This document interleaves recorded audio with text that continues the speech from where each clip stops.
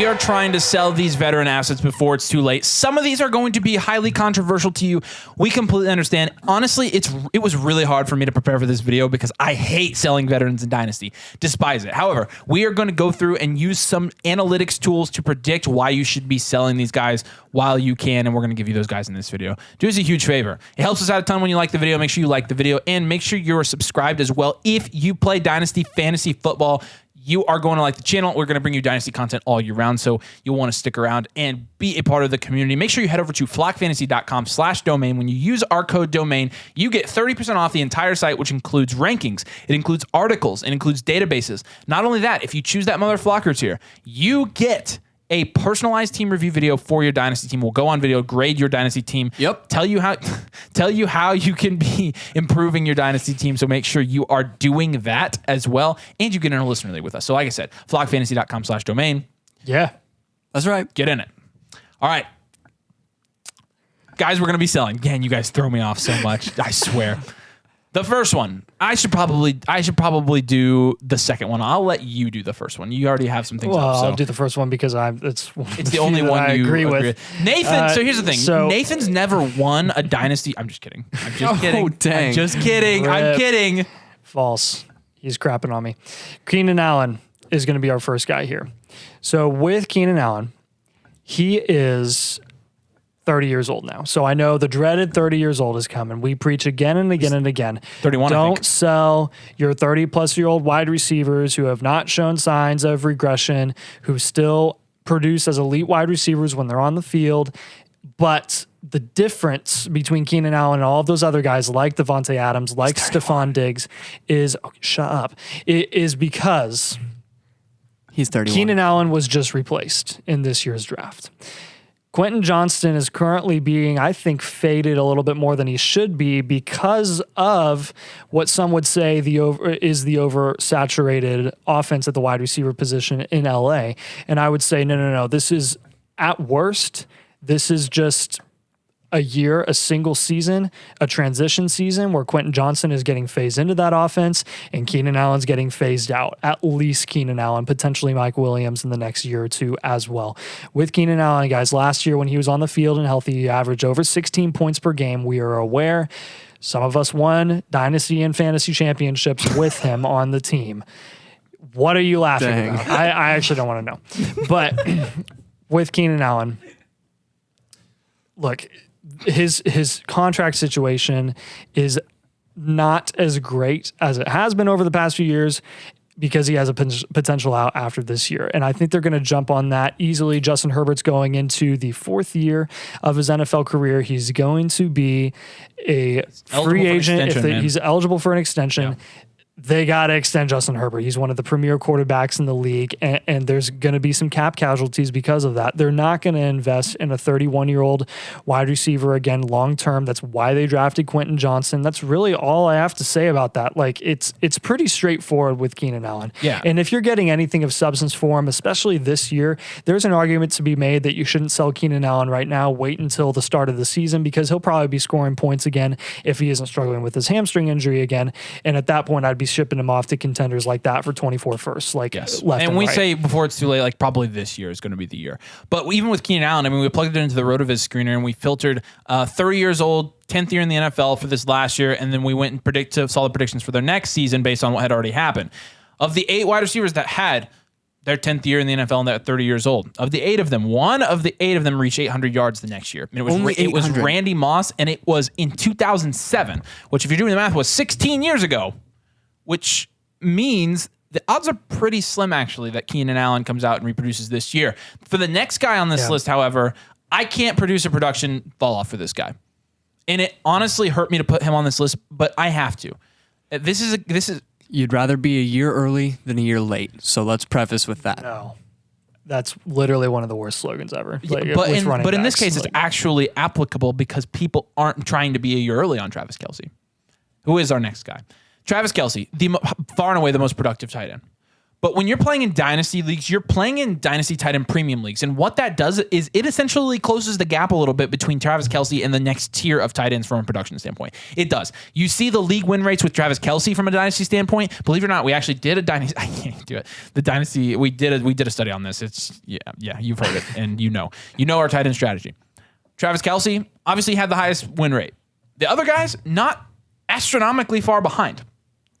Which means this. I mean, you're currently getting third round startup draft capital for Travis Kelce. That's where he's going. He's going in the early third.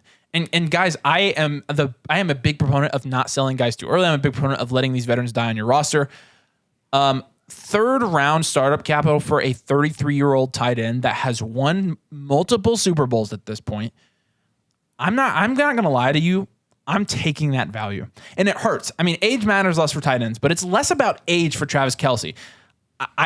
He was the tight end 1 6 of the last 7 years, the tight end 1. And then the 1 year he wasn't, he was the tight end 2. He's been consistent. He's been elite. He's one of the best tight ends of all time. And listen, when we're saying to sell, do not sell him for cheap. You are getting the third round startup capital value or equivalent, or you are not selling him. Like, you have to get the value. Do not just sell him to get rid of him. It's because of where he's going. So if you're not getting that value, he's not worth selling.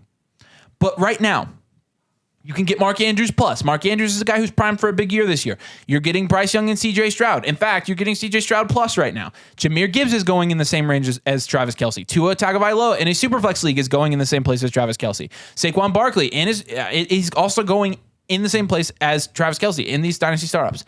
And these are all guys that are going to bring you multiple years of production. Sometimes some of these guys three of those guys are rookies. And you're talking about premier value and some good value insulation with draft capital as well. There's really not a statistical basis to predict a fall off for Travis Kelce, like I said. But the value you're getting for him when you substitute another top 6 tight end, again, you want to get one of those 6 tight ends. But the value that you're getting for him when you add on top of that you can go get another one of those 6 tight ends, you literally cannot. In my opinion, I can't pass up on that. I do agree with you when it comes to Mark Andrews. I think I am more willing to pass up on Travis Kelce to get the extra few years of production and longevity in Mark Andrews, who has really the same amount of upside. Yeah. So. And again, there's 3 quarterbacks on that list too. And it's super flex.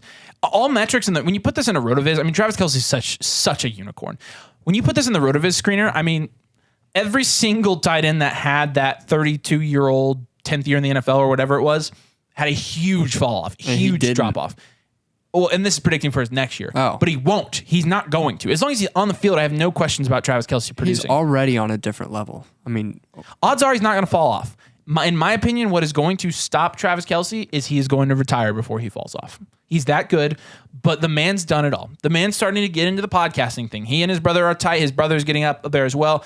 I do think there is a legitimate possibility that at some point Travis Kelce just says, I've done what I want to do. And at that point, I mean, you're talking about going from third round startup capital to nothing. You've seen it with players that retire like that out of the blue. Andrew Luck, first round startup pick, nothing. Yeah, but who's gonna predict retirement for Andrew Luck? We're not doing. We're not predicting retirement. That's what I'm saying. He's not going to fall off. He's more likely to retire before he falls off. And I think retirement is closer than what people seem to admit. I don't think Travis Kelce plays till he's 38 years old. But again, the entire argument behind Travis Kelce, his value is at the highest point that it will ever be for the remainder of his career. His value will not go higher than this. He could have the same season he did last year, this next coming year, and he would not be valued where he is now because you are losing an age, and when you lose a year in age, and when you lose a year in age, you subsequently lose value in Dynasty as well. He is replaceable in tight end premium leagues. If you're not playing in a tight end premium league, you're probably wanting to keep Travis Kelce. But most of these Dynasty leagues are tight end premium leagues, and because of the gap that is closed between those other tight ends and Travis Kelce, he is replaceable. So when you have a player at his all-time value peak, you have the fact that there are other capable tight ends of replacing him, and you can stack up at other positions and more scarce positions. It hurts, but I agree in theory. I just don't like selling Travis Kelce. I don't honestly have a lot of Travis Kelce. Like, I mean, I never bought him at this price. I'll say this. If you have Travis Kelce, you better be competing. If you don't have Travis Kelce, sell him. Well, yeah. I mean, I agree with that as well. However, like, are you selling tough. Travis Kelce on a competing roster? Yeah. Okay. I am. Like, see, I'm not, but I am. I wouldn't have last year. But at this point, like I said, the value that you can get for him alone, like, does it for me. Fair enough. Third round startup value. I'm eating that alive. I'm loving getting those quarterbacks there, but again, yeah, I mean, that's controversial. the next one's going to be pretty painful too, and that's someone you've heard us talk up so many times, Austin Ekeler. And we're not changing our tune on Austin Ekeler. We still think he's going to be a stud, to put it lightly, in fantasy next year. But we got to look ahead at, first off, Austin Ekeler plays the running back position. He's not a tight end. You know, he's not set to have a 35-year-old efficient season, right? You also look at his contract. He's on the last year of his contract. He already requested a trade this offseason. So Austin Ekeler, he's been hyper productive in that Chargers offense. What might happen when he goes somewhere else? And you already mentioned it earlier in the video. We're talking about the second Chargers player here. They're going to have to extend Justin Herbert, and running back's a pretty replaceable position. They can go in the second round and get someone for, a tenth of the price. And so that's really our issue with Austin Ekeler here. On top of, just over the last few years, I can think of Leonard Fournette and Ezekiel Elliott, guys who have been really productive. Their contracts expire and they go somewhere else, and we haven't seen what happens, but maybe they are productive, maybe they aren't. Their value is non-existent. And I get neither of them have signed with the team yet, but we run that risk with Austin Ekeler. Teams in the NFL are not signing their running backs to long-term or big contracts at all. Dalvin Cook hasn't signed anywhere else. Josh Jacobs hasn't gotten a deal done. Saquon Barkley hasn't gotten a deal done. Jonathan Taylor can't get an extension. J.K. Dobbins also, same thing. Running backs in the NFL aren't getting these. And Austin Ekeler at 29 years old next year, why would he? The difference between Zeke and Lenny and Dalvin is that each of them going at the end of their deal, and currently their future in limbo is their production went way down and they became much less efficient. They showed signs of wear and tear and decline. Yes. And Austin Ekeler last season improved. But Josh Jacobs and Saquon Barkley did too. Yes, and they're in the exactly. same boat. Like I'm they're going to get paid. I'm going to be pulled both ways. Are they? Are they going to seriously? You think they're going to sit out like freaking Le'Veon Bell and miss out on money? said that he would never pay a running back big money in the NFL again, and you see more and more teams adopting. That is his single best argument on this. Why would... Oh, Absolutely. No, so you're telling me that Josh Jacobs and Saquon Barkley are never going to get paid? I think it's ever. They're just going to quit football and never play, and that no one's ever going to take them. They're not going to get paid very much. But why would a team pay Austin Ekeler big money at 29 years old when Josh Jacobs or Saquon Barkley might be on the market instead? Yeah, Eckler's not going to be able to stay with the Chargers. You're comparing a 25-year-old and a 26-year-old running back to a 28-year-old. Yeah, because you just did. No, but I'm saying, if it's true for them, why would it not be even more true for somebody who's already 3 years age-wise ahead of them? So what do you think Ekeler is going to do? Do you think he's just going to retire? I'm going to land you a little bit here. The NFL is not what it was. Look at our running back contracts. I'm well aware. We've talked about it. And I'm not hard selling Austin Ekeler, but that is a fantastic point. Running backs are not getting paid right now. Saquon and Josh Jacobs, that's correct. But the reason it's not happening right now is because the ball hasn't gotten rolling yet. Miles Sanders is the only running back that's gotten paid a long-term deal this season. We still have 2 players. And he's not a premier asset like the other guys. Okay. Since 2000, there have been 50 running backs to average more than 15 points per game at half PPR. Only 16 of those have been in the last 10 years, so only 16 since 2012. After 1 year, so these are guys 28 years old or over, 50 since 2000. Like I said, a year later, so the season afterwards, only 4 of them continue to produce at 15 plus points per game after 1 year removed from that. And Austin Ekeler is, why are we going to bet he's any different? First off, we're seeing the difference in running back usage between 2000 and 2010 and 2010 and now. Huge difference, twice as many players to average 15 plus points per game at that age. Twice as many. And Austin Ekeler, he's not on a long-term contract, and they're not getting signed to long-term contracts. I'm going to move on. Sorry, we can't argue about it more. We can't off camera. This is our last guy. Last guy, DeAndre Hopkins. Sort of a similar situation to Keenan Allen here. An all-time great at the position, and let's take the Travis Kelce line. We're not trying to predict DeAndre Hopkins to stop producing, but similar thing. He has no long-term contract, and his dynasty value is not ever going to be stable again.